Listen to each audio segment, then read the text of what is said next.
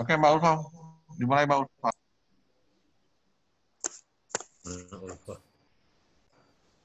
Iya, Pak.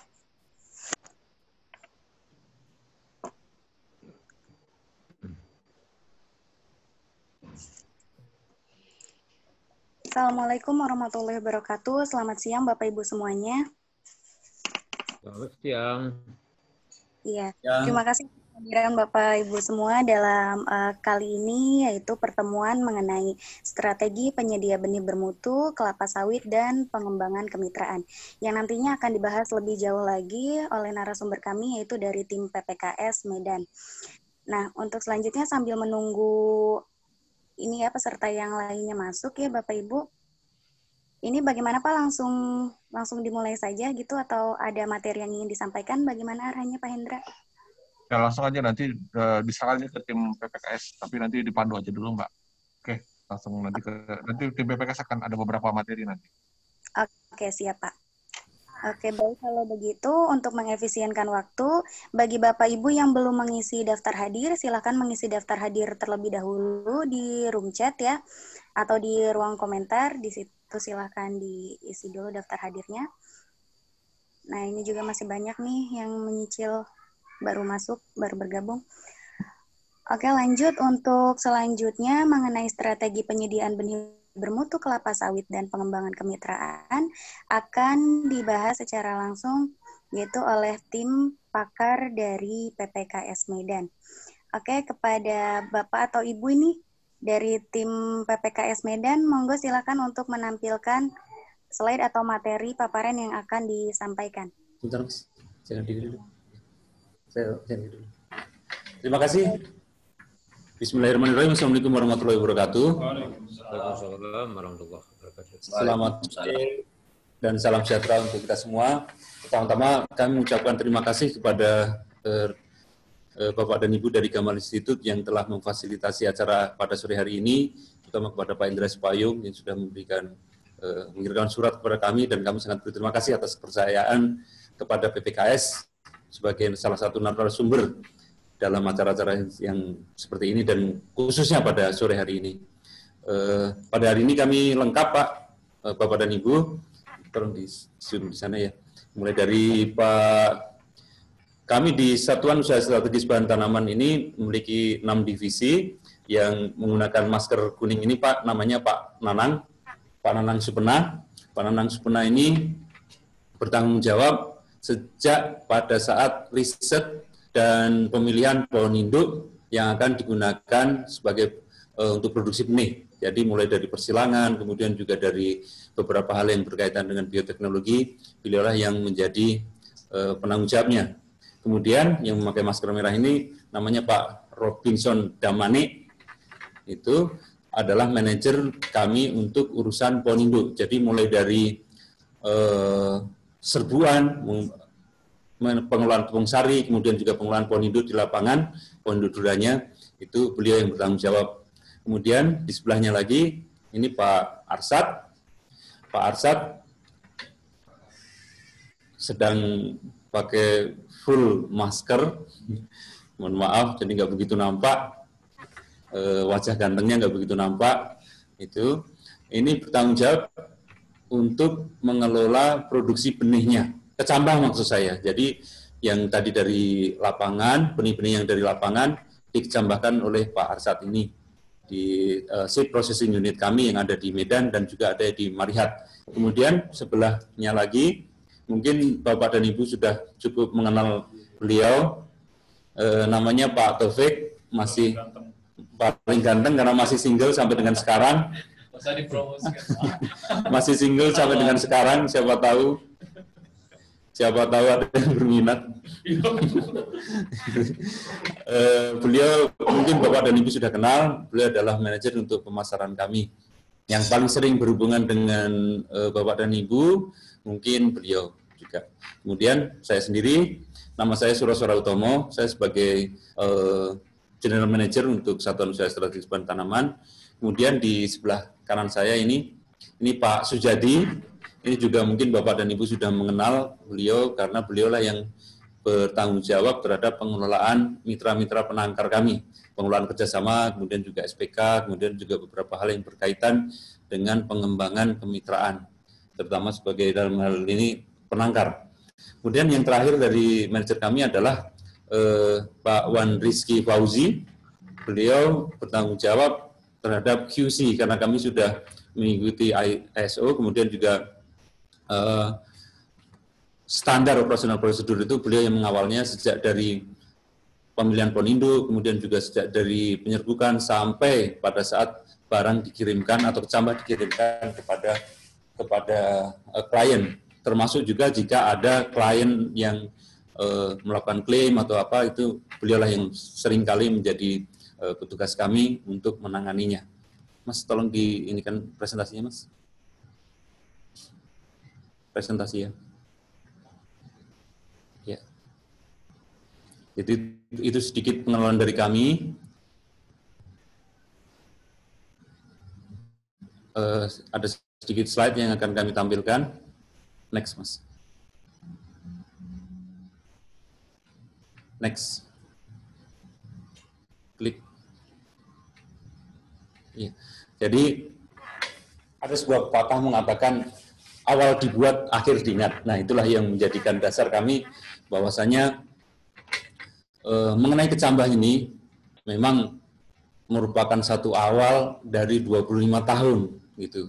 Tapi sekali kita membuat mungkin ada misalnya katakanlah menggunakan kecambah yang palsu, maka akhirnya pun juga biasanya akan kurang bagus juga. Jadi akhirnya yang diingatnya menjadi tidak begitu bagus seperti itu. Next. Outline kami pada sore hari ini adalah beberapa update informasi tentang praktek ekonomi, kemudian benih baik dan versus benih illegitim yang selama ini kami pelajari, kemudian proses produksi benih, kemudian sistem pengawasan dalam produksi benih yang kami lakukan, kemudian program kemitraan melalui penangkar, serta tantangan dan harapan yang mungkin bisa kita share dan kita bahas bersama nanti. Next. Ini kami melakukan survei pada saat itu beberapa sekitar 2-3 tahun yang lalu. Ada semacam fakta yang sebenarnya kurang begitu bagus mengenai akses ke informasi terhadap praktek agronomi terbaik dan juga bibit unggul. Gitu. Jadi survei kami ternyata membuktikan bahwasanya sebagian besar pekebun, itu ada 71% di Aceh, kemudian 59% di Bengkulu, 46% di Sumatera Barat, dan bahkan yang dekat juga 65% di Sumatera Utara, itu mengaku belajar budidaya kelapa sawit itu dari mencoba sendiri atau learning by doing. Kemudian juga sedikit bertanya dengan beberapa rekan yang sudah menggeluti sawit ini sejak awal seperti itu. Mereka jarang mendapatkan informasi langsung dari sumber, katakanlah dari buku atau dari sumber-sumber yang lebih valid dan ilmiah seperti itu. Nah, yang lebih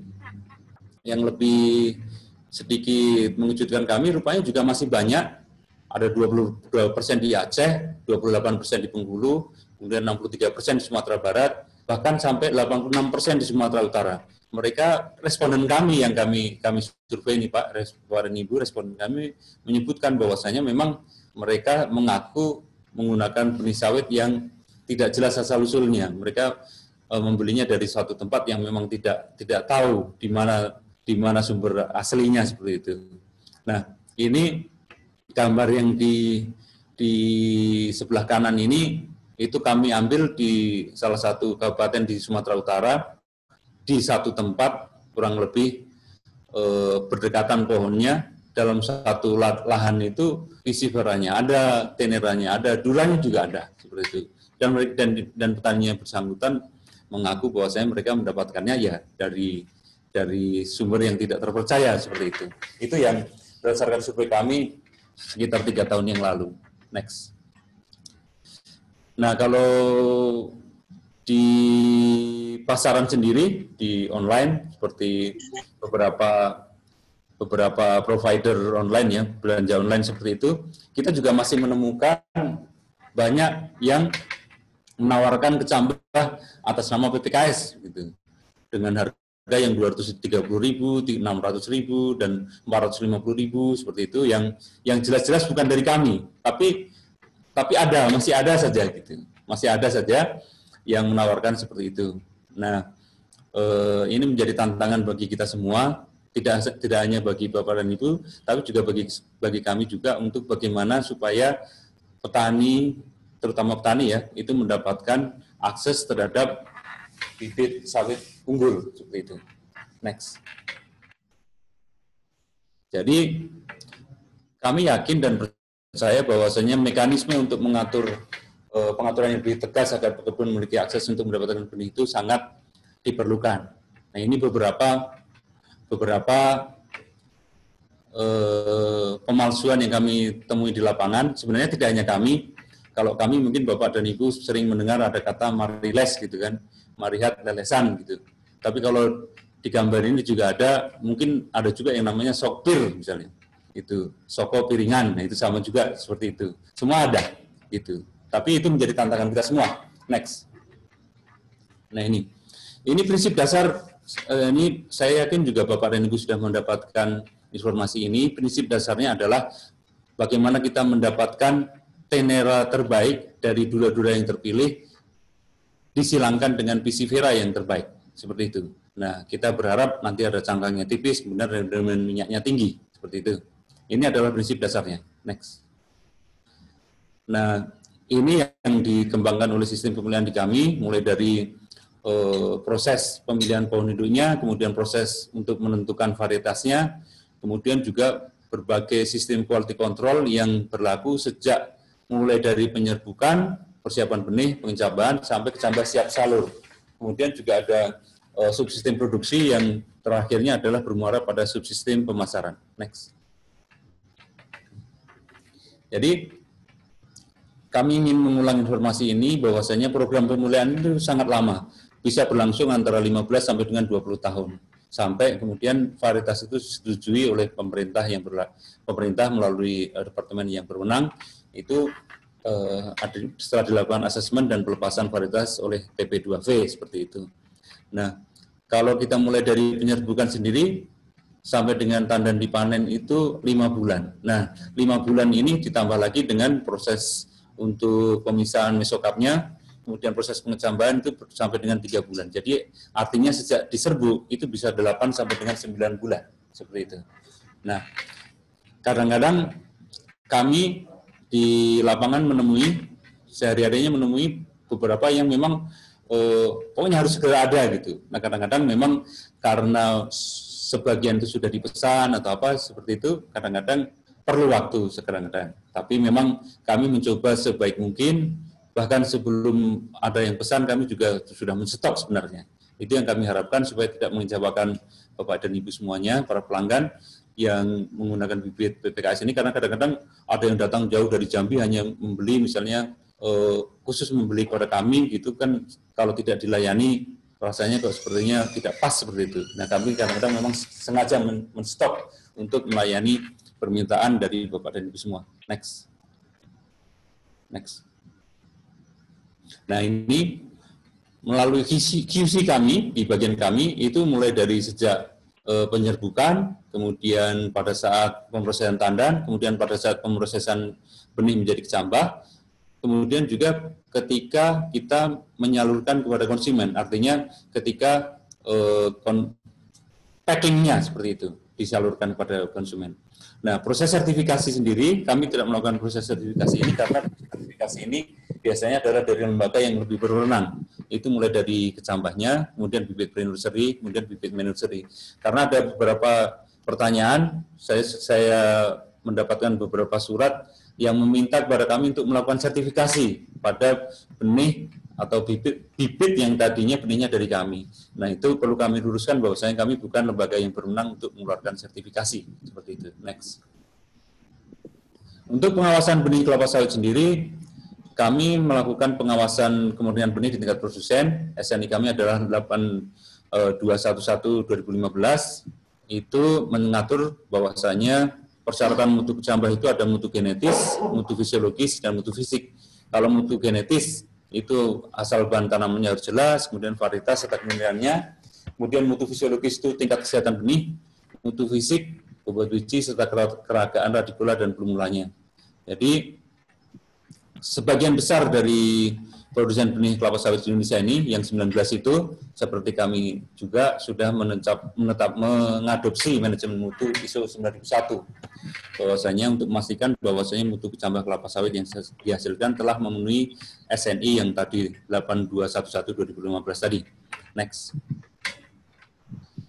Untuk jaminan mutu genetis, kami memastikan bahwasanya pohon induk betinanya adalah Dura, kemudian Pisciferanya adalah Piscifera. Itu tidak hanya berdasarkan uji segregasi, tapi juga kadang-kadang juga dibantu dengan uji molekuler seperti itu. Kami juga memastikan bahwasanya petugas penyerbuk telah melakukan kegiatan sesuai standar penyerbukan yang tercantum di SOP. Kemudian ada uji blanko. Uji blanko ini adalah penyerbuk kami menggunakan blanko, artinya kalau diserbukkan itu tidak jadi seperti itu. Itu sebagai kontrol untuk setiap polinator untuk menilai kinerja dari polinator. Kemudian quality control-nya di setiap tahapan penyerbukan oleh divisi QC QA-nya yang dikomandoi oleh Bapak Wan Rizky. Next. Ini mutu genetis dari asal bahan tanamnya. Kita memastikan bahwasanya Dura dan Pisciferanya adalah pohon yang terpilih. Kemudian tadi yang saya sebutkan ada uji molekuler. Ini contohnya ada uji molekuler yang kita lakukan di lab. Kita bisa memastikan dari pita-pita yang ini, dari uji PCR ini, kita bisa memastikan apakah itu Dura, ataukah Tenera, atau Piscifera. Karena berdasarkan primer, kemudian dibandingkan dengan primernya, seperti itu, nanti akan nampak. Biasanya tidak akan lari. Kalau Dura ya misalnya ada pita di sebelah sini, gitu. Kalau Tenera ada 2 pita, seperti itu. Kemudian Piscifera 1 pita yang di sebelah sini, gitu. Biasanya akan ada dan nampak. Itu seperti halnya kalau tesnya ini sudah merupakan swab test kalau di corona, karena menggunakan sama-sama menggunakan PCR, jadi bisa dipastikan daripada sekedar hanya uji morfologi, uji segregasi yang saya anggap itu seperti rapid test saja, masih kadang-kadang masih ada kesalahan juga. Kemudian varietasnya itu sudah dirilis oleh SK Menteri Pertanian, kemudian poinnya juga telah ditetapkan oleh Direktorat Jenderal Perkebunan, artinya semuanya sudah melalui sistem yang berlaku sesuai dengan peraturan-peraturan yang telah dikeluarkan oleh pejabat yang berwenang. Kemudian kemurnian sesuai SNI 8211/2015 itu diatur bahwasanya kontaminasi non-Teneranya maksimal 2% atau kita mensyaratkan bahwasanya harus di bawah 2%. Next. Ini untuk mendekatkan kami kepada para mitra kami membagi 3 klaster, ada Prowitra, Promitra, dan Propakar. Ini berdasarkan klaster mitra kami. Kalau Prowitra itu Prowitra dan Propakar ini lebih ke arah perkebunan rakyat. Kalau Prowitra kami menggunakan penjualan sistem retail untuk rakyat, dan mohon maaf ini masih sebagian besar masih di Pulau Sumatera, belum mencapai wilayah seperti di Sulawesi misalnya karena keterbatasan kemampuan kami. Kemudian kami berharap bahwasanya ini bisa menjangkau area-area yang relatif remote, tergolong remote seperti itu. Kemudian juga masih tetap kami berlakukan potongan harga 10% dan refaksi 5%, meskipun kami mendekatkan diri kepada pelanggan, tetapi tetap potongan harga itu ada karena ini adalah maksud saya adalah kontribusi kami bagi masyarakat untuk mendapatkan benih unggul seperti itu. Kemudian di dalam kegiatan ini selain dilakukan penjualan kecambah seperti itu, kita sebenarnya adalah sosialisasi kultur teknis dan kunjungan ke kebun. Kemudian kalau untuk yang berikutnya adalah Propakar. Propakar ini adalah program kami untuk menjalin kemitraan dengan penangkar. Jadi kita sangat berharap ini bisa menjadi salah satu solusi bagi rencana pemerintah untuk melakukan program PSR, permajaan sawit rakyat. Kemudian di dalam penangkar ini kita menyediakan bantuan teknis pembibitan. Kemudian juga jika diperlukan kita siap untuk mengirimkan peneliti kita untuk melakukan sosialisasi kultur teknis bagi kelompok tani calon pembeli. Artinya tidak hanya sebatas pembibitan, tapi misalnya ada sedikit training atau apa yang berkaitan dengan pemupukan misalnya, atau pengendalian hama penyakit, kami siap seperti itu. Tentu dengan setelah SPK ditandatangani, kemudian juga ada beberapa yang persyaratan lain yang sudah dipenuhi seperti itu. Kemudian juga untuk perusahaan-perusahaan yang relatif besar, kami ada namanya Promitra. Ini kita anggap diarahkan untuk perusahaan-perusahaan yang dalam kelas sedang dan menengah. Kemudian kita menyediakan konsultasi budidaya, tidak hanya di pembibitan, tapi juga termasuk evaluasi kebun, proses produksi, kemudian pengalaman rendemen, pengawalan rendemen maksud saya, kemudian juga in-house training. Layanan pernah jual kami berikan di atas pembelian setelah 100.000 butir, seperti itu. Next. Khusus untuk kemitraan dengan penangkar, ini karena sangat banyak permintaan saat ini, terutama berkaitan dengan PSR, kami menjalin mitra itu dengan beberapa persyaratan sesuai dengan peraturan yang berlaku. Di antaranya adalah mitra penangkar telah memiliki izin usaha pertanian dari gubernur atau dari provinsi setempat. Kemudian juga sudah ada SP2 BKS-nya. Kemudian juga ini yang sering menjadi pertanyaan kepada kami. Kami berharap pembayaran bisa dilakukan secara tunai di depan. Kemudian juga ada SPK yang telah ditandatangani antara kami dengan penangkar. Next. Ini sedikit proses kalau mengajukan sebagai penangkar, ada surat yang ditujukan kepada kami, kemudian kami akan memberikan surat balasan, kemudian kami akan melakukan survei ke lokasi pembibitan dan verifikasi kelengkapan administrasi, serta dilanjutkan dengan penandatanganan SPK. Next. Ini mitra penangkar bibit PPKS kami sudah cukup banyak, ada di 14 provinsi dengan jumlah seluruhnya 65. Di Sumatera Barat paling banyak itu ada 16, kemudian di Sumatera ada 6. Itu. Kemudian Kalimantan Barat juga cukup banyak, ada 10 jumlah penangkarnya. Next. Tapi kalau kita lihat dari jumlah kecamatan tersalur, Sumatera Utara paling banyak karena ada 725.000, diikuti dengan Sumatera Barat. Nah, totalnya sudah ada 2.163.750 butir yang kita salurkan kepada penangkar mitra-mitra kami yang tadi 65 tadi. Next. Tantangan dan harapan kami, memang kami mohon maaf kalau misalnya ada klaim atau apa itu biasanya kami langsung berkunjung, tapi pada saat ini karena situasi pandemi kadang-kadang penerbangan juga tidak ada, kemudian juga persyaratan-persyaratan yang mungkin tidak bisa kami penuhi. Mungkin lebih intensif memang kami masih di beberapa tempat yang bisa dijangkau dengan jalan darat. Itu yang kami kita coba explore untuk teman-teman yang dari QC jika ada klaim seperti itu. Kemudian juga kita berharap nanti percepatan dari realisasi program permukaan sawit rakyat ini, kemudian juga kita selalu terbuka untuk ajakan kemitraan yang saling menguatkan dan berkesinambungan. Artinya saling menguatkan itu kami sebagai produsen benih juga memperoleh dana untuk melakukan kegiatan-kegiatan riset, kemudian juga untuk mengembangkan varietas-varietas baru yang lebih bagus lagi nanti. Kemudian juga kami juga berharap apa yang bisa kami berikan kepada mitra penangkar kami juga bisa maksimal untuk mendapatkan keuntungan secara bisnis bagi mitra penangkar maupun juga untuk menjamin para petani mendapatkan bibit yang berkualitas. Dan sebagai penutup, ada sebuah peribahasa juga, a wonderful landing always depends on its start. Sama tadi, bahwasanya kita akan mendapatkan sesuatu yang baik apabila diawali dengan yang baik seperti itu. Terima kasih. Itu saja yang dapat kami sampaikan. Kita buka diskusi nanti, karena di sini sengaja saya hadirkan lengkap dari divisi kami, dari 6 divisi kami. Mungkin tidak saya saja yang menjawab, tapi pasti ada juga dari rekan-rekan di sini yang akan menjawab pertanyaan Bapak dan Ibu. Terima kasih. Waktu dan tempat saya sampaikan kembali kepada Bu Urfa tadi ya. Ya, terima kasih.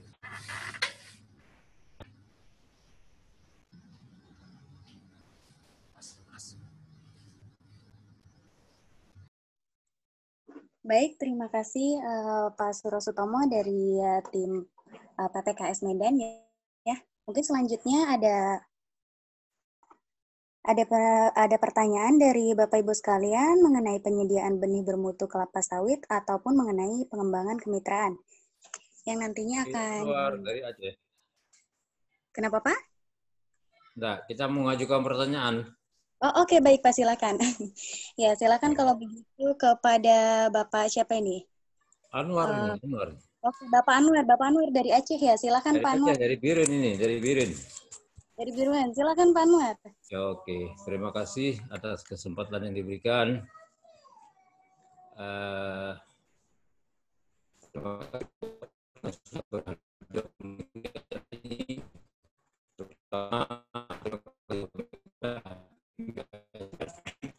Bapak Kami Anwar, ingin Pak Anwar, mohon putus-putus tadi Pak, agak terputus. Putus-putus ya? Coba. Oh ya, aku ulang. Ini langsung aja ke pertanyaannya. Tadi kan di uraian narasumber PPKS menyebutkan bahwa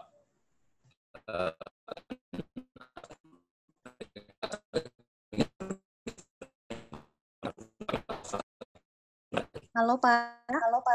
ya, Ini tadi ada gangguan Pak, tapi pas Bapak ngomong biasa aja, ini lancar. Coba kenapa tadi Pak? kenapa ya? Nggak jelas suara kami ke saya, nggak jelas ya? Sekarang jelas Pak, cuma tadi tuh ini. Ini jelas kan? Ini jelas ini. Nah, kalau sekarang jelas, coba. Jelas. Ini. Jadi kami ingin mengajukan ke PPKS. Selama ini kan sebelum kami ini kan maklum Pak, kami ini pendatang baru di pembibitan kelapa sawit, baru mulai di tahun 2019 kemarin. Dengan kecambah yang pertama kita jemput dari PPKS Medan. Kemudian dengar-dengar sebelum kami bergerak di pembibitan kelapa sawit, PPKS malah menyediakan fasilitas waralaba kepada penangkar di Aceh.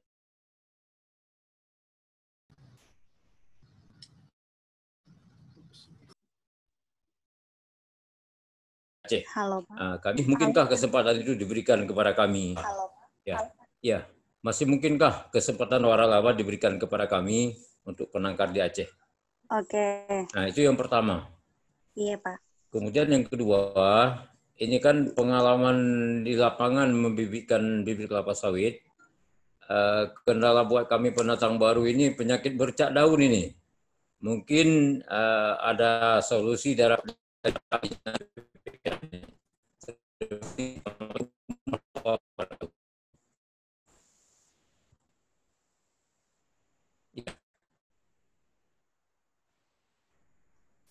Bagaimana Pak Nur? Yang kedua kan terkait dengan penyakit bercak daun. Penyakit bercak daun. Bercak daun yang mengganggu pembibitan kami ini selama ini. Yang pertama kan permohonan waralaba kalau memang ada mungkinkan diberikan. Kemudian cara mengatasi penyakit bercak daun. Oke, baik. Terima kasih Pak Anwar. Iya, terima kasih Pak Anwar. Nah, begitu pertanyaannya dari Pak Anwar dari Aceh Biruan itu mengenai kesempatan waralaba dan mengenai penyakit bercak daun. Nah, mungkin bisa dibantu jawabannya dari tim PPKS bagaimana Pak Surostomo? Terima kasih. Pertanyaannya Pak Anwar tadi ya Pak ya? Iya, betul. Terima kasih Pak sudah menggunakan penelitian dari kami. Ya. Ini sebuah kehormatan bagi kami. Kami harap juga kerjasamanya nanti semakin bagus Pak dengan kami Pak. Untuk menjawab dua pertanyaan Bapak tadi tentang waralaba, yang pertama, yang kemudian yang kedua tentang bercak daun tadi. Yang pertama akan dijawab oleh Pak Sujati Pak, kemudian yang kedua oleh Pak Wan Rizky. Silakan Pak Sujati. Ya. Terima kasih Pak Anwar. Ya. Ya, terkait dengan pertanyaan Bapak mengenai waralaba. Kalau tidak salah Pak Anwar dari CV Bukit Indah ya? Bukit Indah ya, betul. Artinya penangkar resmi PPKS Pak ya? Ya, betul. Ya. Memang untuk waralaba bibit Pak Anwar, sementara ini memang kami masih melakukan tahap evaluasi, artinya masih kita kaji ulang karena permasalahan yang timbul karena proses penyelesaian administrasi untuk keuangan terhadap mitra kami yang berwaralaba dengan kami ini masih ada yang selesai. Gitu. Artinya memang masih kami evaluasi dan kami fokus mulai dari 2019 sampai dengan sekarang fokus untuk melayani penangkar Pak Anwar. Ya. Melayani mitra yang pengen bekerjasama penangkaran bibit. Dalam hal ini termasuk Pak Anwar di Bukit Indah. Makanya untuk sementara ini kami fokus di situ Pak Anwar. Terima kasih Pak Anwar. Oke, berarti waralaba nggak boleh sekarang ya? Belum ada lagi, tapi Belum. Ya. Oke, makasih. Makasih Pak. Iya, makasih. Baik, Pak Anwar, untuk menjawab Ya. pertanyaan Pak terkait masalah kelapa sawit, Pak. Pertama yang perlu saya sampaikan, memang bercak daun ini adalah masalah yang klasik ya yang ada di perkebunan kita. Jadi penyebabnya itu Pak, itu kan dikarenakan jamur kufularia itu Pak.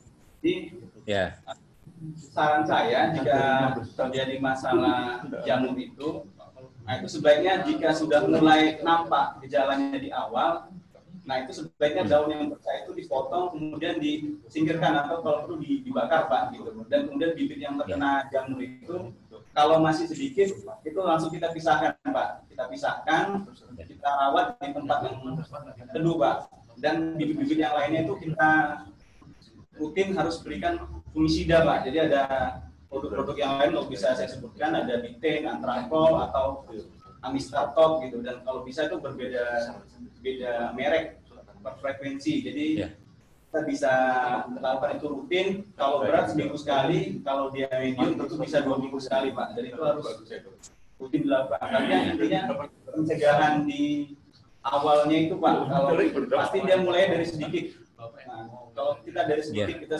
bisa lokalisir, kita bisa karantina, maka itu tidak akan menyebar. Tapi kalau sudah menyebar, itu sangat sulit memang untuk mengatasinya kalau semuanya sudah merata. Nah itu pun kalau di wilayah Bapak, Pak Anwar, jika Bapak menggunakan produk kami, kita bisa kunjungi Pak ke sana Pak untuk kita lihat, untuk kita kasih saran teknis. Nah kita siap ke sana jika nanti Bapak menyurati kami. Kita akan bantu Pak untuk kontrol ke sana Pak. Oke. Ya. Oke, makasih Pak, makasih. Baik, seperti itu ya Pak Anwar jawabannya. Terima kasih Pak Sujati. Terima kasih. Iya, atas jawabannya.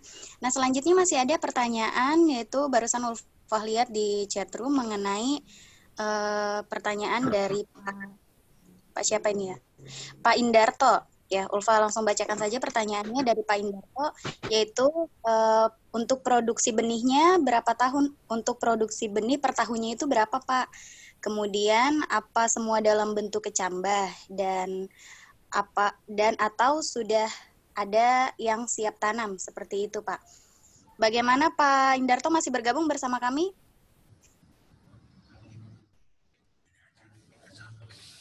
Halo Pak Indarto. Terima kasih, Bu. Iya. Iya Pak, itu tadi pertanyaan dari Pak Indarto di room chat ya. Halo Pak Indartonya masih bergabung bersama kami atau sudah live nih? Halo Pak Indarto. Halo Mbak Ulfa. Silakan Mbak Ulfa, lanjut. Oke. Terima kasih. Ada pertanyaannya untuk kapasitas produksi kita terpasang sekitar 50 juta per tahun. Untuk tahun 2020 ini kita proyeksikan sekitar 24 juta. Tahun 2021 sekitar 25 sampai 30 juta Pak ya. Seperti itu Pak. Itu semua dalam bentuk kecambah. Itulah yang disalurkan nanti ke bibitan, ada sebagian ke bibitan, ada juga ke konsumen dan ke masyarakat seperti itu Bu. Tapi perlu saya tambahkan juga, kita juga ada dalam bentuk bibit, terutama dari rekan-rekan yang ini PSR ya, itu ada sekitar 3 juta sebenarnya yang dalam bentuk bibit siap tanam dan totalnya ada sekitar 3 juta. Terima kasih. Oke, baik. Seperti itu ya Pak Indarto, bagaimana sudah terjawab ya Pak?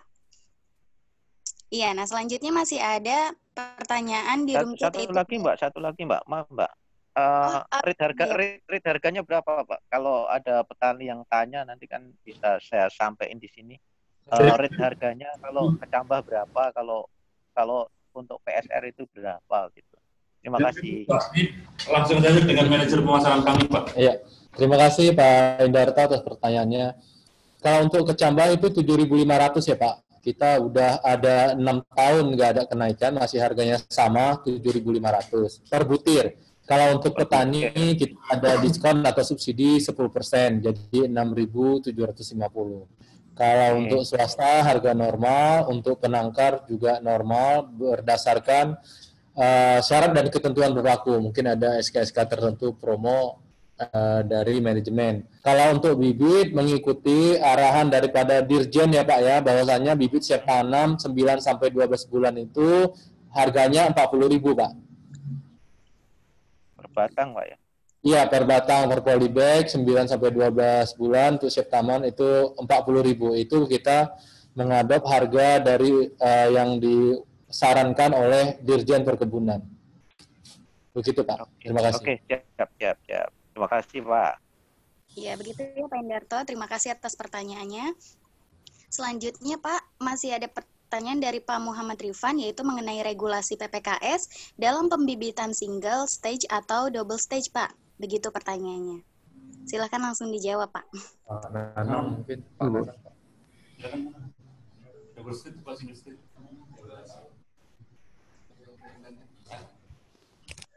Kan kita di double stage. Kita siapa yang menjawab rekomendasinya? Silakan rekomendasi. Siapa tadi? Pertanyaan dari Pak Muhammad Rifan tadi Pak. Oh ya, baik Pak Muhammad Rifan, terima kasih atas pertanyaannya. Untuk pembibitan sendiri Pak, Bapak tanya single stage atau double stage ya. Kalau di PPKS sendiri, kita menyarankan itu double stage Pak. Karena mengingat apabila kita menggunakan dalam jumlah besar, penggunaan single stage itu perlu pengawalan yang lebih besar, lebih luas gitu. Sedangkan kalau kita menggunakan double stage gitu, kita ada 2 tahap. Kita di polybag kecil dulu, di pre-nursery. Jadi pengawasan kita bisa lebih intensif, bisa kita awasi satu persatu. Sedangkan kalau kita gunakan single stage itu perlu areal yang luas sehingga pengawasan kita akan jauh lebih repot. Tapi kalau bibitnya dalam jumlah yang sedikit, mungkin kita bisa gunakan single. Tapi kalau PPKS sendiri menyarankan kita gunakan double stage. Begitu Pak Irfan. Ya. Terima kasih Pak. Artinya secara pendampingan di tingkat terutama kan kalau kita lihat strateginya kan nanti terutama melalui yang pro mitra ya, yang mitra ya. Kalau pro mitra memang kecenderungannya sudah double stick ya. Tapi untuk yang pro mitra artinya itu kebijakan strategi daripada PPKS itu tetap kita mestinya single double stick Pak ya. Ya, kita menyarankan double stick. Pendampingan. Untuk penangkar, kita sarankan artinya pendampingan teknisnya baik ke Prowitra maupun yang kemitraan penangkar artinya double stick Pak. Iya, iya benar Pak. Terima kasih Pak. Baik, terima kasih Pak Rifan atas pertanyaannya. Untuk Bapak Ibu yang ingin bertanya, boleh silakan ditulis di room chat atau di kolom komentar ya Pak, yang sudah disediakan. Lanjut Ulfa bacakan pertanyaan berikutnya dari Bapak Devriwan, yaitu mengingat banyaknya perusahaan penghasil benih kelapa sawit saat ini, yang jadi pertanyaannya itu berapa potensi produksi bibit PPKS ton TBS ya, tanaman buah segar per hektar dan CPO per tahun per hektarnya Pak. Begitu pertanyaannya. Silakan dari tim PPKS. Ya, terima kasih. Maaf, pertanyaan dari mana tadi Bu Ulfa? Ya, pertanyaannya begini Pak. saat ini berapa potensi produksi bibit PPKS ton TBS per hektar dan CPO per tahun per hektarnya, Pak? Ya. Begitu. Pada dasarnya untuk seluruh varietas yang dihasilkan dari PPKS itu sudah sudah memenuhi standar SNI tadi yang disebutkan oleh Pak GM, bahwa di dalam salah satu standar itu ada kriteria-kriteria misalnya seperti kandungan CPO yang kita sudah melebihi dari batas 6 ton per hektar per tahun yang ditetapkan di dalam standar itu. Kemudian yang kedua ada yang TBS per pohon per tahunnya itu kita sudah juga lewati, itu sudah berada di atas 175 kg per pohon per tahunnya. Kemudian untuk rendemen kita juga sudah berada di atas 23%. Dengan pertumbuhan vegetatifnya memang kita juga sudah tidak ada yang melebihi 80 cm per tahun. Dan tadi sudah disebutkan bahwa dengan kita menerapkan sistem ISO, kita juga bisa pastikan bahwa tenera yang dihasilkan itu kurang dari 2%. Maksudnya non-tenera, kontaminasi yang disebabkan oleh non-tenera itu kurang dari 2%. Jadi TBS itu tadi disampaikan itu bervariasi, memang ada yang mulai dari 30-an gitu sudah sampai 33 misalnya gitu ton TBS per hektar per tahun ini sudah rata-rata sudah tercapai untuk seluruh varietas, dan memang ada variasi di setiap varietasnya tergantung varietas apa yang diinginkan oleh para pekebun atau penangkar yang memesan nantinya. Sedikit tambahan mungkin dari Pak Taufik, silakan Pak Taufik. Silakan. Ya, terima kasih Mbak Ulfa. Sedikit tambahan dari saya. Kalau berdasarkan hasil penelitian, benar yang disampaikan Pak Nanang tadi, bahwasanya bervariasi tergantung varietas. Kalau yang Ngambi itu bisa sampai 39 ton potensinya per hektar per tahun. Kemudian kalau 540 Simalungun 33 sampai 35. CPO-nya juga beragam, ada yang 7 ton, ada bahkan sampai untuk 540 itu sampai 9 ton per hektar per tahun. Namun beberapa dari testimoni customer, pelanggan, baik itu petani maupun swasta, data juga bervariasi tergantung dari tingkat intensivitas perawatan di lapangan maupun kondisi di lapangan. Namun hal yang menarik yang perlu saya sampaikan, ada data dari petani yang ada di daerah Jambi gitu, PPKS 239. Pada saat TBM 3-nya aja udah sampai 9 ton gitu. Padahal 9 ton itu kan standar, kalau standar PPKS kan untuk TM1 gitu. Kemudian PTPN 5 yang di daerah dekat Siak begitu kan, buatan PPKS 540, TM1-nya 16 ton gitu. Bahkan beberapa testimoni dari pelanggan malah mereka mendapatkan lebih tinggi daripada potensi yang kami sampaikan pada brosur begitu. Jadi potensinya ada dan itu dicapai oleh petani yang bisa dilihat dari testimoni yang ada di website PPKS maupun yang ada di brosur begitu Pak. Itu aja Pak. Terima kasih Bu Pak. Iya baik Pak, terima kasih. Begitu ya Pak Devriwan, mungkin ada yang ingin dipertanyakan lagi. Halo Pak Devriwan. Oke, nampaknya sudah ya. Nah, untuk Bapak Ibu yang ingin memberikan pertanyaan, bisa silakan tulis di room chat ya, yang nanti akan dipilih secara random oleh Ulfa. Selanjutnya ini Pak, ada permintaan dari Ibu atau Bapak nih. Ibu mungkin ya, Ibu Laode Ilyas dari mana ini?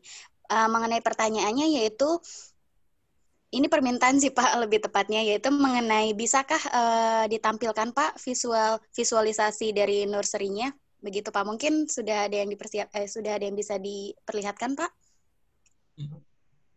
Atau maksudnya mungkin begini Bu. Iya Pak.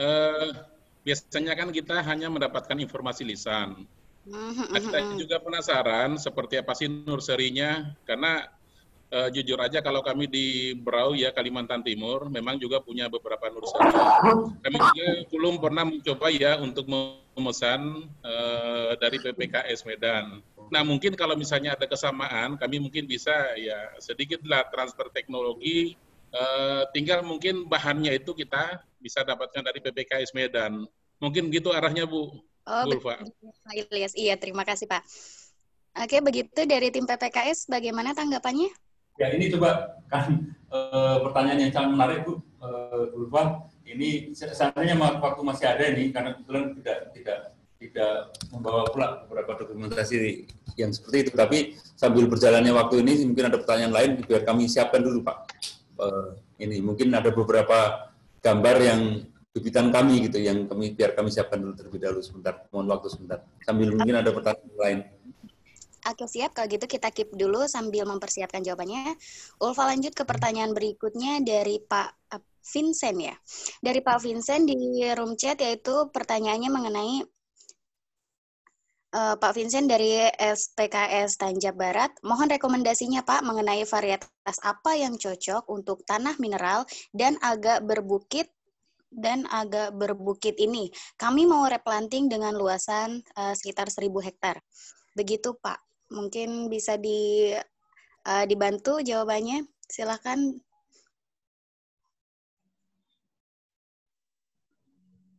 Bagaimana dari tim PPKS Medan?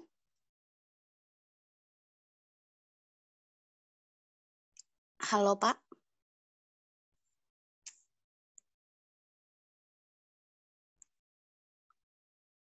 Kok mati ya? Halo Pak, bisa terdengar suara saya? Suara saya, Bu Ulfa. Oke. Halo. Bisa terdengar tadi pertanyaan apa suara dari saya, Pak? Halo. Iya, halo Pak. Dengar suara saya, Bu Ulfa? Dengar Pak. Tadi saya menyampaikan pertanyaan, berarti tidak ini ya Pak ya, tidak koneksinya sepertinya ada gangguan nih. Iya, coba bisa diulangi sekali lagi, Mbak Ulfa, pertanyaannya terkait varietas tadi ya, kalau nggak salah ya? Iya, terkait varietas. Bentar Ulfa cari lagi, agak tenggelam chatnya. Nah, mengenai varietas yang cocok untuk daerah yang berbukit ya, mineral yang berbukit ya. Iya betul Pak, untuk tanah mineral dan sedikit berbukit karena ingin replanting sekitar luasan 1.000 hektar. Begitu Pak pertanyaan dari Pak Vincent. Ya, kita ada 8 varietas dan sekarang ada 9 ya dengan yang NG. Nah, berdasar data pengamatan kami, kita merekomendasikan untuk daerah mineral berbukit itu varietas langkat, Pak, Ibu, varietas langkat. Kenapa varietas langkat? Karena berdasarkan pengamatan kami, varietas langkat ini memiliki tanaman yang kompak gitu, yang compact, yaitu dia pelepahnya paling pendek. Pelepah varietas langkat itu hanya 5,4 meter saja, Pak. Dengan pertumbuhan yang tidak begitu cepat, perakara yang dalam, sehingga dia tingkat evapotranspirasinya itu lebih efisien. Sehingga kita sarankan untuk ditanam di daerah bergelombang, berbukit, bahkan di beberapa tempat dengan tingkat kekeringan yang cukup tinggi. Seperti di daerah Palembang, Sulawesi yang kering, Palembang yang berbukit, gitu, kita sarankan langkat. Bahkan kita pernah ekspor langkat ini sampai ke Afrika Barat, Pak, ke Gabon, Libreville. Kita pernah ekspor sampai ratusan ribu ke luar negeri, ke daerah Afrika yang memiliki musim kering yang tegas 2-3 bulan. Jadi kalau ditanya ke kita untuk daerah bergelombang, berbukit, mineral, itu yang cocok, kita sarankan langkat dengan pertimbangan pertumbuhan yang kompak, pelepah yang paling pendek, perakara yang dalam, tingkat evapotranspirasi yang sangat efektif, efisien, sehingga pada daerah bukit ataupun daerah kering, ketika varietas lain itu terganggu proses fisiologinya karena kekurangan air, karena langkat ini evapotranspirasinya kecil, sehingga dia masih ada buah gitu. Tingkat stres akan track itu lebih adaptif di varietas langkat dibandingkan varietas-varietas yang lainnya. Begitu Pak, Ibu. Ya, baik Pak. Terima kasih jawabannya begitu ya Pak Vincent. Bagaimana Pak, ada tanggapan lain?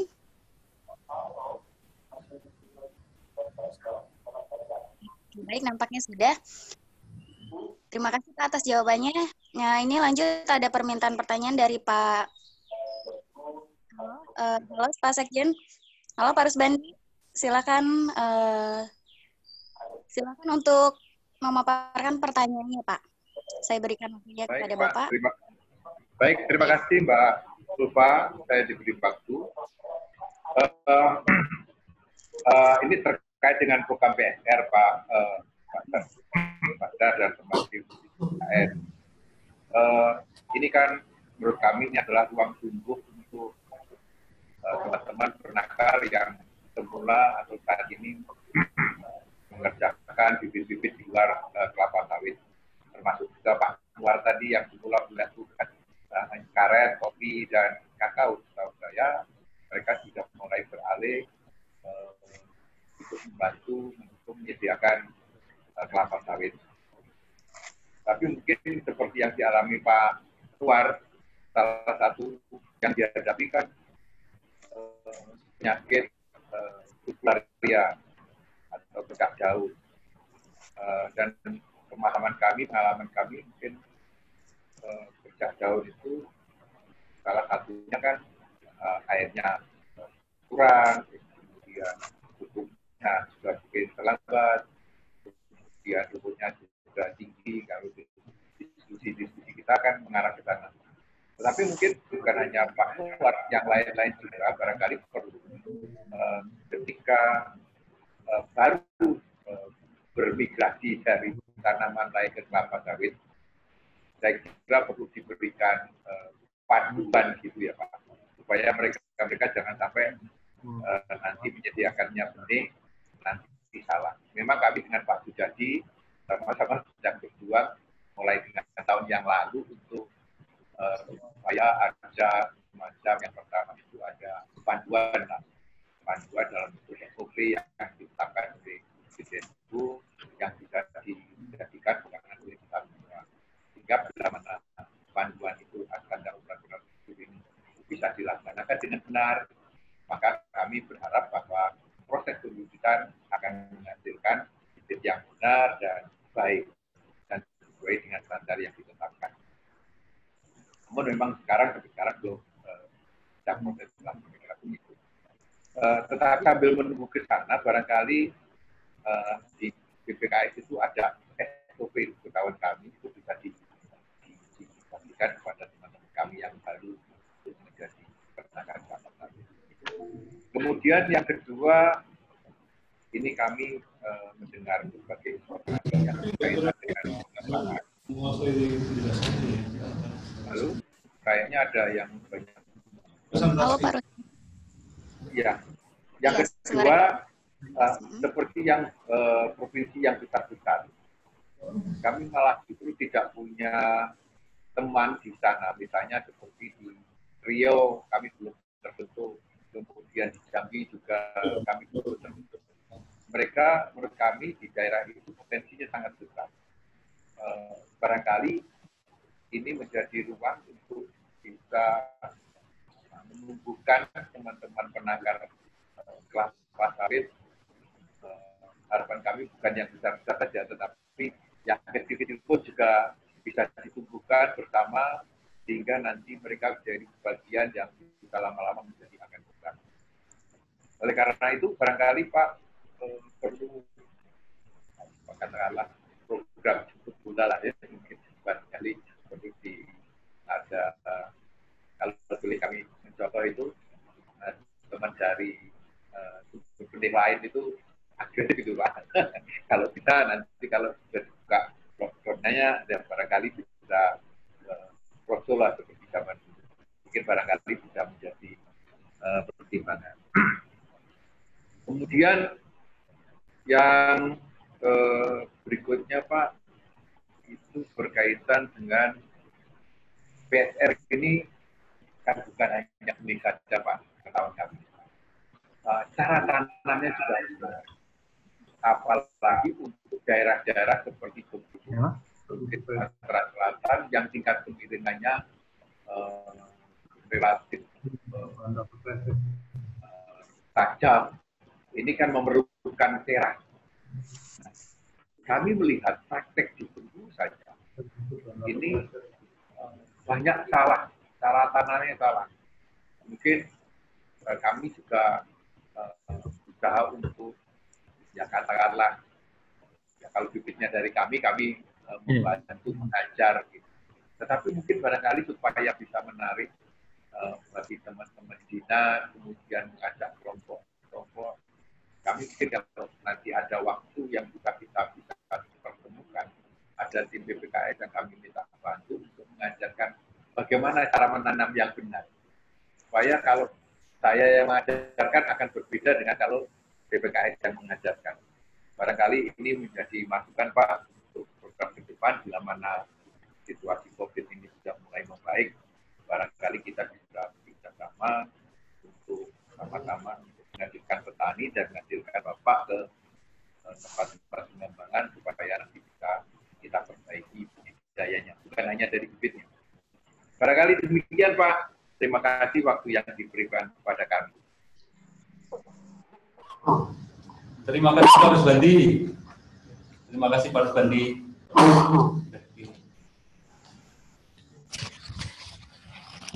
Baik, terima kasih Pak Rusbandi mengenai masukan dan juga ada beberapa pertanyaannya. Mungkin bisa langsung saja dijawab dari tim PPKS Medan. Silakan Pak Suros Utomo.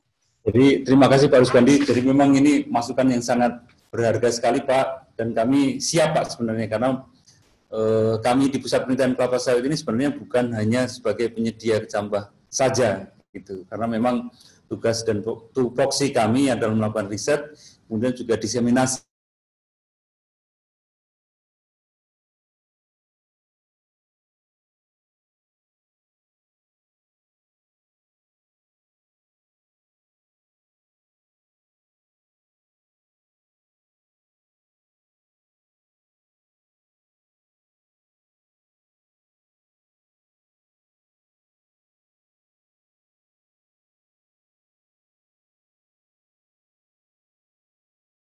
Juga perlu belajar banyak juga mungkin dari rekan-rekan yang langsung di lapangan, tapi juga kami ada beberapa penelitian yang mungkin bisa disebarluaskan sehingga bisa digunakan juga oleh rekan-rekan petani melalui kegiatan-kegiatan seperti sosialisasi maupun juga mungkin pada saat perwiteran nanti seperti itu. Siap Pak, kami siap untuk sharing, mungkin kita saling belajar Pak gitu.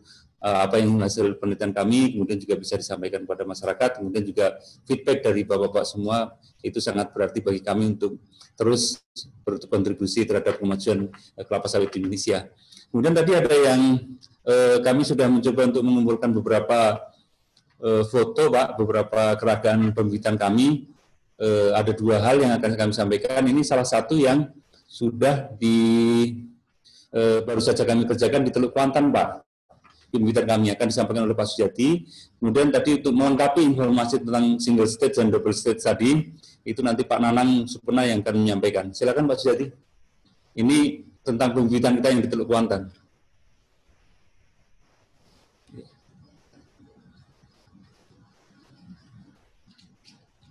Terima kasih Bu Ulfa.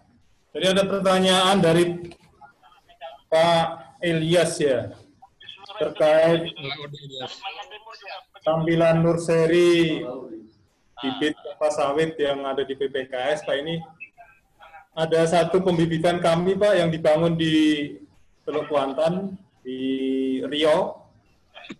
Ini seperti ini Pak, kultur teknis kami. Ini saya pikir mirip dengan punya Pak Rusbandi ya, yang di Bengkulu. Pak Rusbandi. Iya. Jadi seperti ini kultur teknis kami terkait dengan kalau ada pertanyaan tampilan nursery-nya bagaimana. Ini tampilan nursery kami Pak, salah satu nursery kami untuk proyek permajaan sawit rakyat yang kami bangun di Teluk Kuantan, Riau Pak Elias. Ya. Jadi ini untuk rencana MN kami Pak Elias. Ini masih kami persiapkan. Sudah kami persiapkan maksud saya, belum MN-nya ini. Ini bangunan-bangunan pendukung yang ada di pembibitan. Ini untuk pompa baik genset listrik maupun untuk pompa penyiraman. Ini teknis pembukaan kami Pak di Kuantan juga, Teluk Kuantan. Persiapan pembibitan, ini sumber airnya kami bangun secara permanen.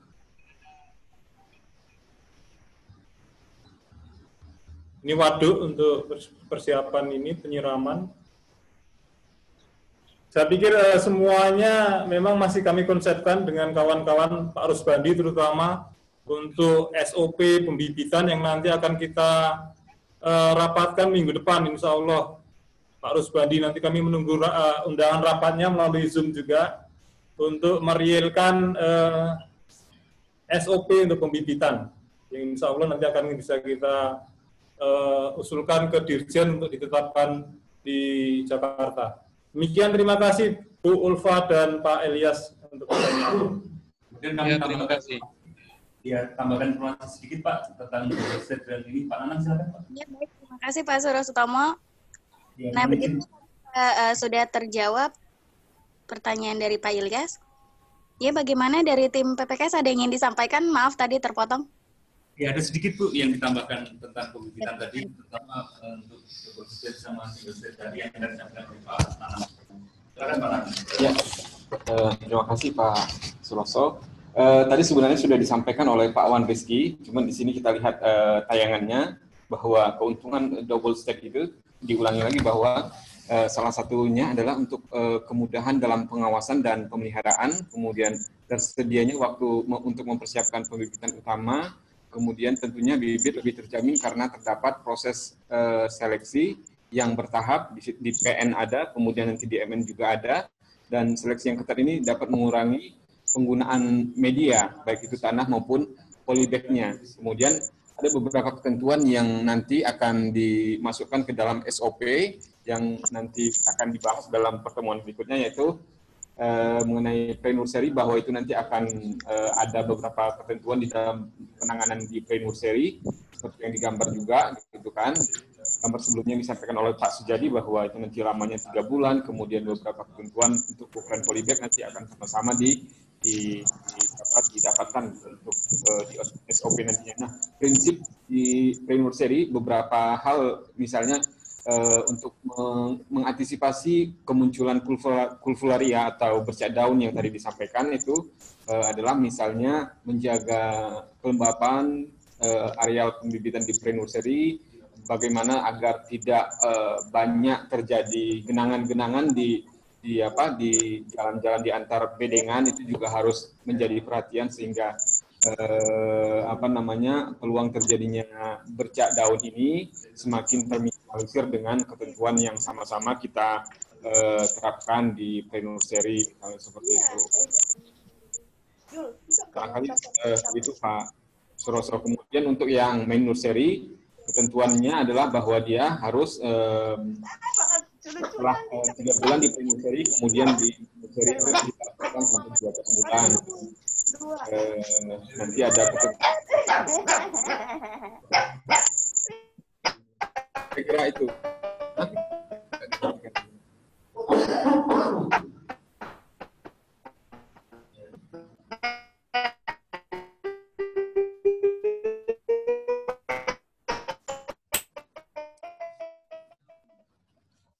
Assalamualaikum.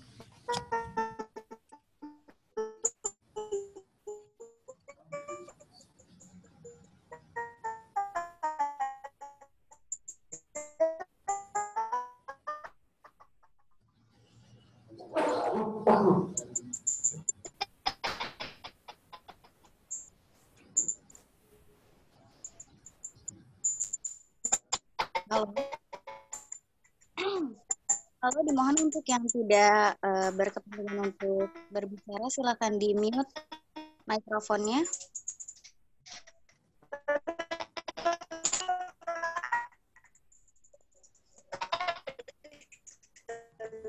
Halo Pak, bisa mendengar suara saya?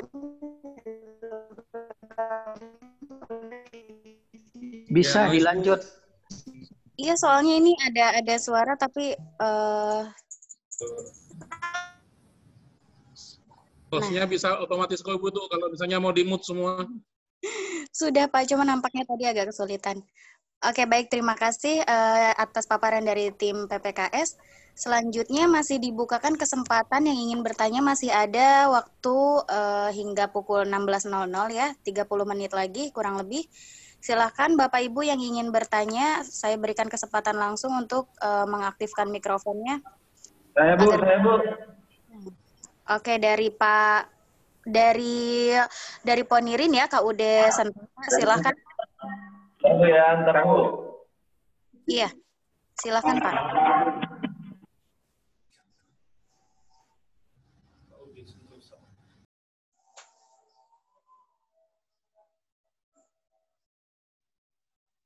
Belum terdengar suaranya Pak?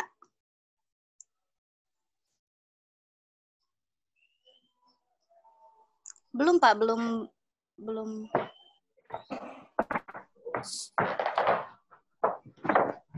Aduh, sorry Bu. Mau tanya Bu, izin.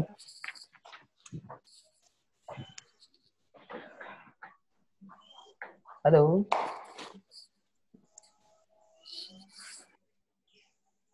Halo, bagaimana tadi yang dari KUD Santosa, bagaimana pertanyaannya jadi?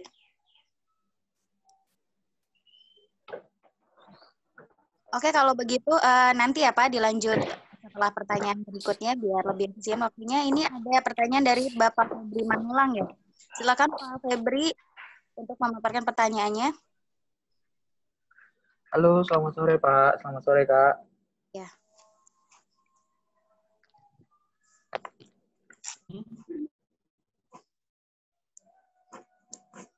Bagaimana Pak Febri?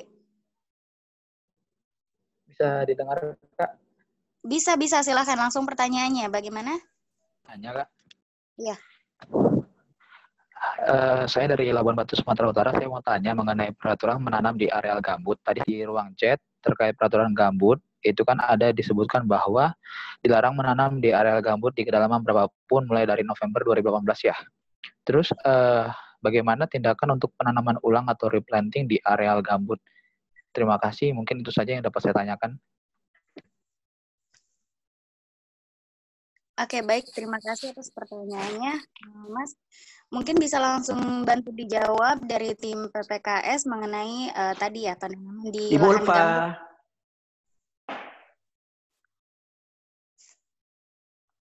Oke, halo. Ya, selamat sore Ibu Ulfa. Oke, ini dengan Bapak siapa? Tadi pertanyaannya dicatat dulu ya, dari tim PPKS. Pertanyaan dari Pak siapa tadi sebelumnya? Mohon maaf.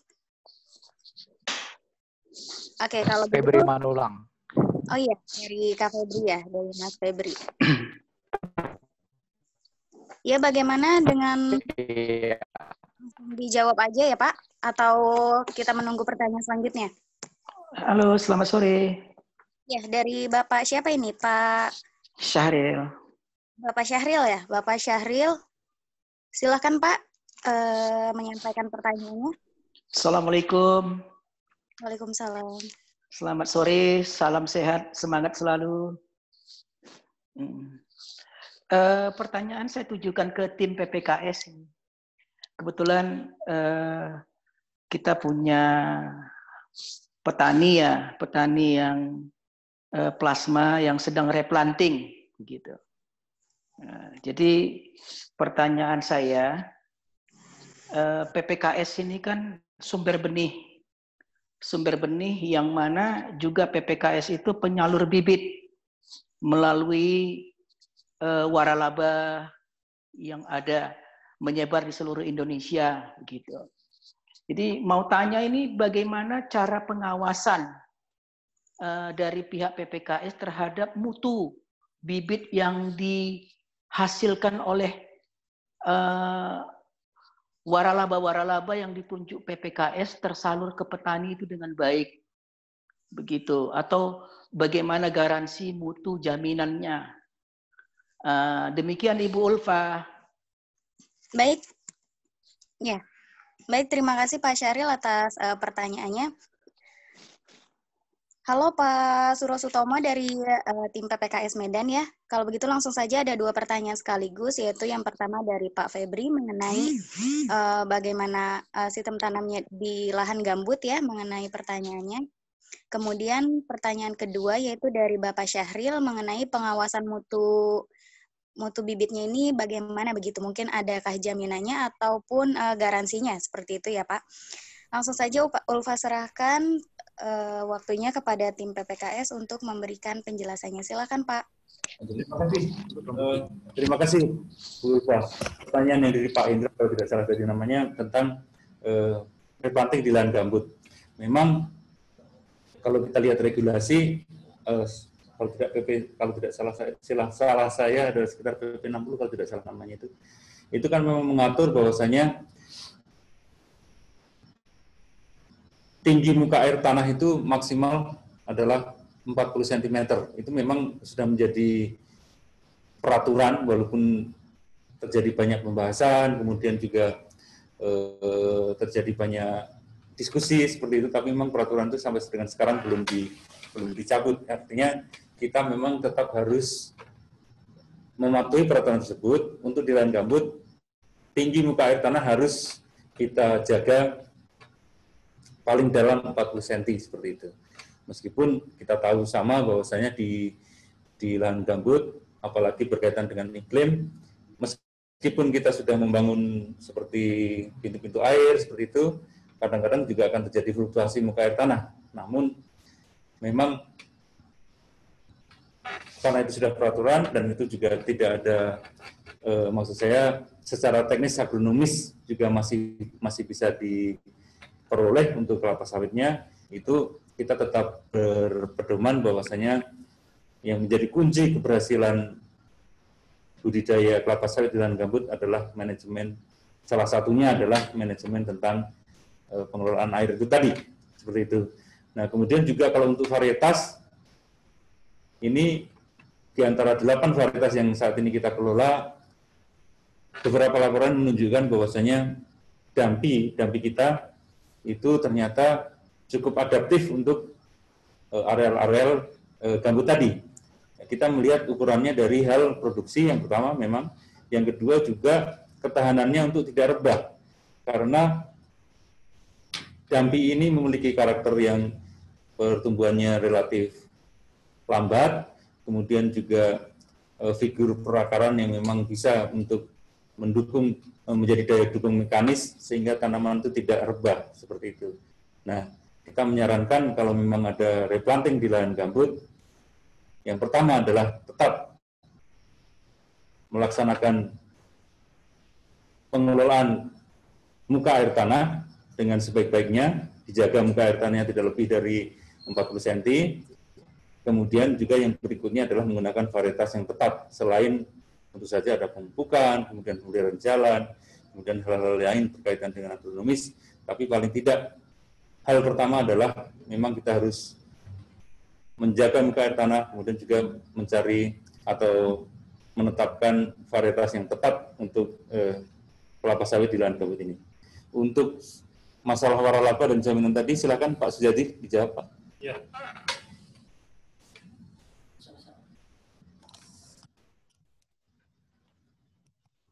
Terima kasih Pak Syahril ya.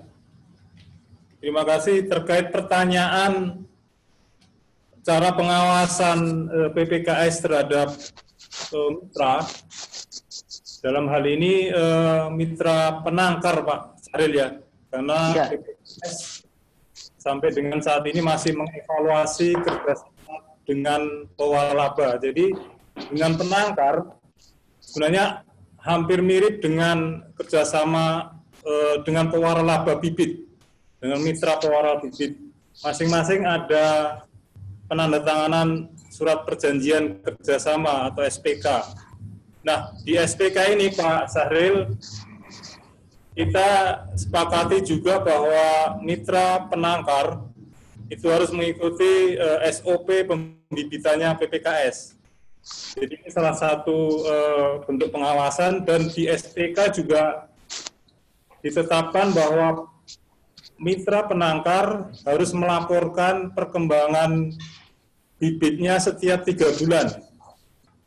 Jadi melaporkan kepada kami sebagai pihak pemberi hak penangkaran bibit, sehingga kami bisa memantau Pak Sahril perkembangan bibit di tingkat penangkar.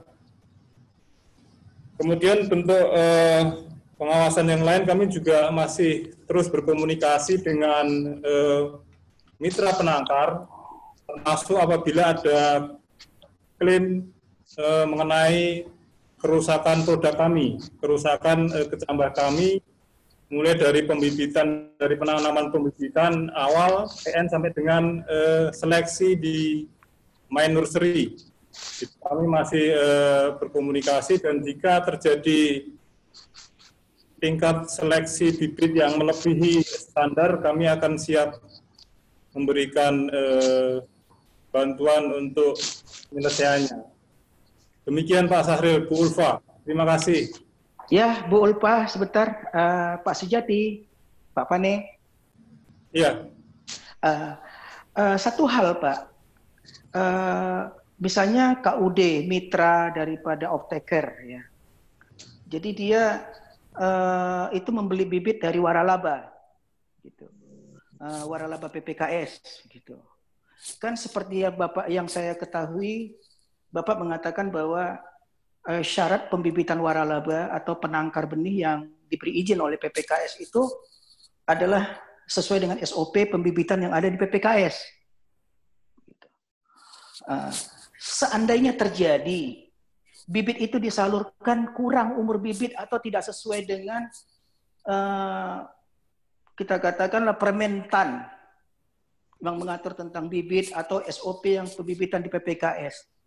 Karena ini kan Pak umur bibit 25 tahun dan tujuan daripada PSR ini kan bagaimana ke depan bisa meningkatkan ekonomi petani melalui produksi yang tinggi, pengelolaan yang baik, bibit yang baik, dan kita acung jempol PPKS dalam hal ini sangat support terhadap PSR. Tapi bagaimana PPKS itu bisa memonitor bibit yang dijual itu cukup umur, standar sesuai dengan SOP pembibitan, begitu. Sedangkan kalau kurang umur, dia kan nanti bisa terjadi tidak bisa membedakan bahwa itu bibit abnormal, begitu. Kasihan petani, itu yang pertama. Yang kedua, Pak, tolong dijelaskan dengan tegas. Itu kan tadi Bapak katakan gambut. Itu kita tanam itu dampi, begitu.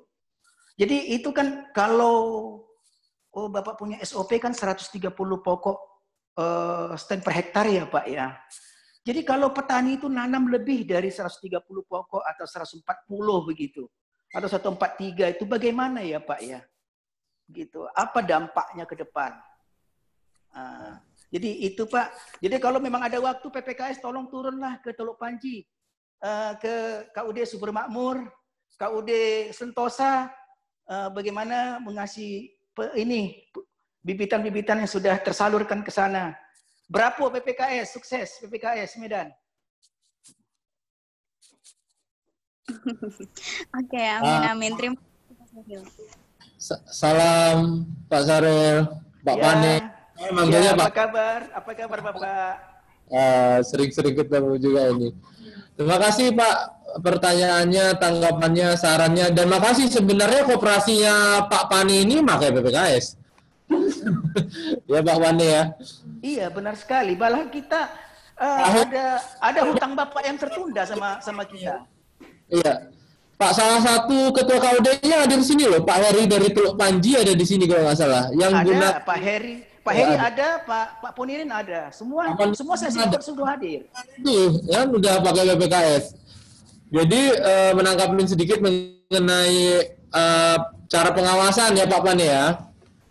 Sebenarnya kan sesuai dengan Kepmen tadi Pak Pane juga sebut Kepmen kan, dari Kepmen 50 325 itu menyebutkan bahwasanya fungsi pengawasan itu kan tidak hanya di PPKS. Kalau di PPKS memang udah jelas kan bahwasanya kita ada supervisi ke sana. Tapi selain dari PPKS, kalau dia penangkar resmi kan harus ada IUP-nya, ada rekomendasi di sebelumnya. Apa fungsinya itu?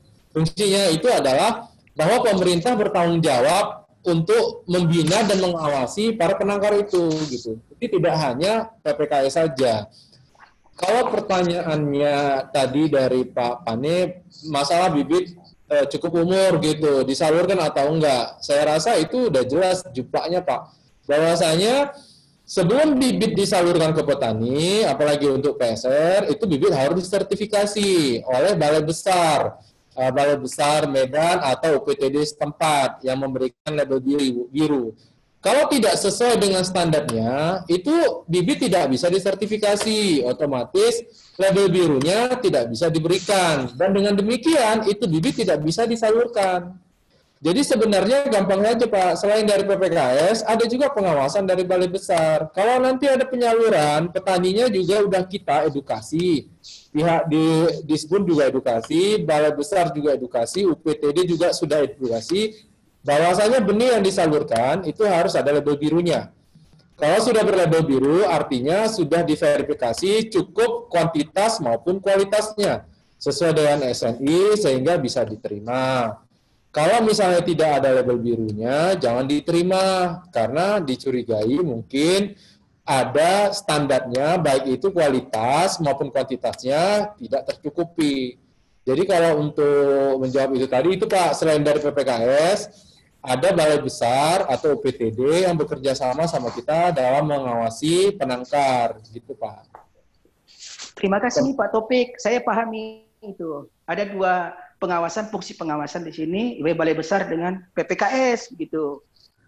Dan standarnya itu bahwa bibit yang disalurkan ke PSR itu adalah sesuai dengan Permen atau SOP pembibitan yang ada di PPKS. Seandainya bibit itu sudah di label biru, dikirim juga ke petani, tetapi kalau menurut pengamatan kita itu kurang umur gimana? Di mana letak kekeliruannya? Demikian Bapak. Ya, menurut saya, jika menurut Bapak itu tidak standar, tapi dia label biru, mungkin standarnya mungkin beda. Nah, itu yang disamakan. Bapak bisa klaim kan ke PPKS atau ke Balai Besar. Menurut kami ini nggak standar. Kenapa bisa dikirim? Kan Bapak yang punya wilayah atau koperasinya gitu, misalnya Pak Heri kan bisa tolak. Ini nggak cukup Pak menurut standarnya, tapi tentunya harus ada dasarnya juga, standar yang pegang yang mana begitu. Karena PPKS maupun Balai saya rasa juga tidak sembarangan dalam memberikan label biru gitu. Seperti contohnya di PPKS kalau kita bermohon misalnya 5.000 gitu kan, itu tidak semuanya di label dan sertifikasi, itu ada verifikasi dari Balai Besar, nantinya mungkin ada 4.000 lebih gitu yang ininya menurut mereka belum standar gitu. Jadi saya rasa Balai Besar juga pengawasannya cukup ketat. Nah, kalau menjawab pertanyaan selanjutnya mengenai dampi standar kita itu 130 pokok per hektar, bagaimana kalau ditanam lebih dari itu ya Pak ya, 140 atau 43. Nah, kenapa dasar kita berikan 130? Itu kaitannya populasi itu berkaitan dengan panjang pelepah. Dampi itu panjang pelepahnya 6 meter lebih, Pak. Sekitar 6,4, 6,5. Jadi hanya 130. Apa efeknya kalau ditanam oleh petani lebih daripada itu? Nah, efeknya tentu saja akan terjadi tumbang tindih pelepah. Luas leaf area index akan jadi tinggi lebih dari 7, tentunya akan berdampak kepada pertumbuhan tanaman yang biasanya bisa kita lihat yaitu etiolasi, Pak, tanamannya. Jadi kurus-kurus, tinggi-tinggi. Buahnya terjepit, pelepahnya juga tegak, gitu, Pak. Ya, terima kasih. Itu ya, saja, terima Pak. kasih Pak Topik. Ini hal penjelasan yang sangat penting karena ditemukan di beberapa petani karena nanam kerapatannya juga lebih banyak. Jadi mungkin mereka beranggapan kalau stand per hektar banyak, produksi banyak. Ternyata dampak negatifnya juga supaya mereka paham. Ya, Pak. Pak, undangan ini Pak, kapan ke KUD SP3, SP4?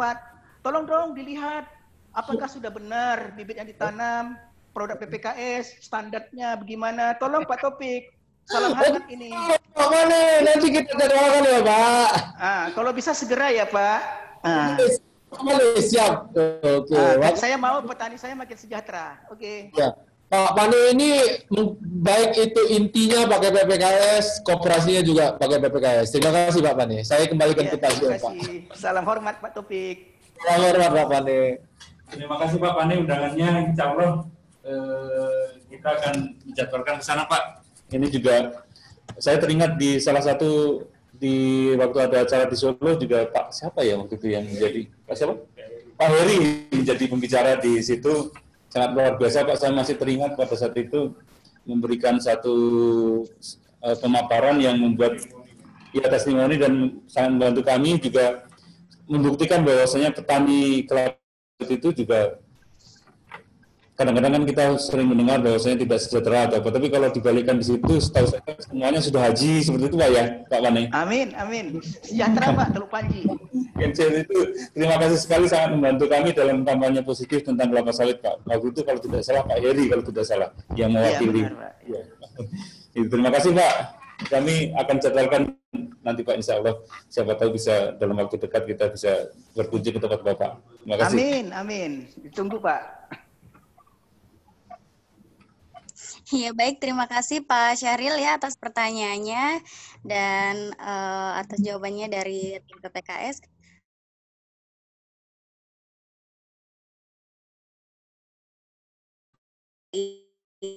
Itu dari Pak Ponirin ya yang sempat tadi kita skip, yaitu dari KUD Sentosa. Silakan Pak Ponirin untuk mengaktifkan mikrofonnya. Bagaimana, sudah terkoneksi audionya? Halo Pak. Sore. Halo Pak, dari KUD Sentosa bagaimana, masih bergabung? Halo Pak Ponirin.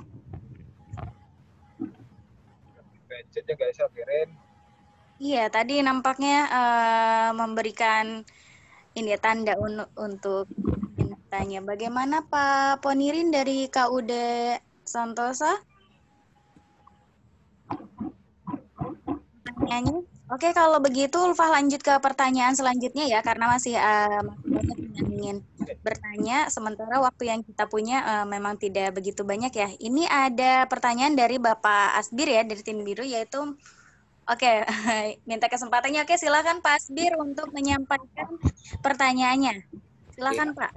Ya, Assalamualaikum Mbak Ulfah, teman-teman, bapak-bapak dan ibu-ibu. Perkenalkan, nama saya Asbir dari Sulawesi, Mbak Ulfah. Kebetulan berprofesi sebagai penangkar kelapa sawit dan juga aktif di Asosiasi Penangkar Tanaman Perkebunan. Kebetulan menjadi ketua asosiasi di Sulawesi Barat, Mbak Ulfah. Yang pertama saya mau ucapkan terima kasih banyak sekali kepada Bapak Taufik, Pak Suroso, Pak Nanang, Pak Rizky, Pak Sujadi. Selama ini kami sudah bermitra dengan baik dan alhamdulillah dari PPKS pelayanannya luar biasa, mantap. Cuman akhir-akhir ini memang kami ada beberapa kendala Mbak di lapangan terkait dengan kontrak yang sudah kami tanda tangani bersama PPKS. Karena satu dan lain hal, utamanya itu di persiapan infrastruktur, bapak-bapak di PPKS, mohon maaf di kontrak yang kedua, yang 500.000 kedua ini kami ada sedikit sendat-sendat karena beberapa hal. Yang pertama itu adalah terkait persiapan infrastruktur Pak. Infrastruktur di lapangan kami agak sedikit terhambat karena COVID ini. Jadi mengumpulkan, kebetulan kami Pak melakukan pola pemberdayaan di mana teman-teman yang kami berdayakan untuk seperti mengisi polybag dan macam-macam untuk membangun infrastrukturnya itu kami menggunakan tenaga lokal setempat dan menggunakan banyak tenaga Pak. Cuman karena COVID ini dibatasi, semua serba dibatasi sehingga mungkin di situ ada keterlambatan. Sehingga di kontrak kami yang kedua bersama PPKS untuk menuju 500.000 tahap kedua, itu kami baru terserap kurang lebih 100.000. Itu kami mohon maaf Pak, tapi kami mesti sampaikan juga. Nah, kendala yang kedua adalah terkait ini Pak, kebetulan kami penangkar kecil masih memanfaatkan dana perbankan, dan dana perbankan saat ini sepertinya tersendat-sendat juga karena mereka masih mengutamakan beberapa produk-produk pembiayaan yang sifatnya urgent, di mana untuk untuk membiayai kayak semacam penangkar kayak kami ini masih mereka agak sedikit pending dulu, sehingga mungkin untuk melakukan pembayaran dan segala macam itu agak sedikit ada hambatan. Tapi insya Allah mungkin bulan ini Pak sudah mulai ada perbaikan. Kemudian kendala-kendala berikutnya yang mesti kami sampaikan terkait dengan ini Pak, ada sedikit perlambatan Pak di program PSR ini di tahun 2020 ini agak sedikit berbeda kasusnya di 2019.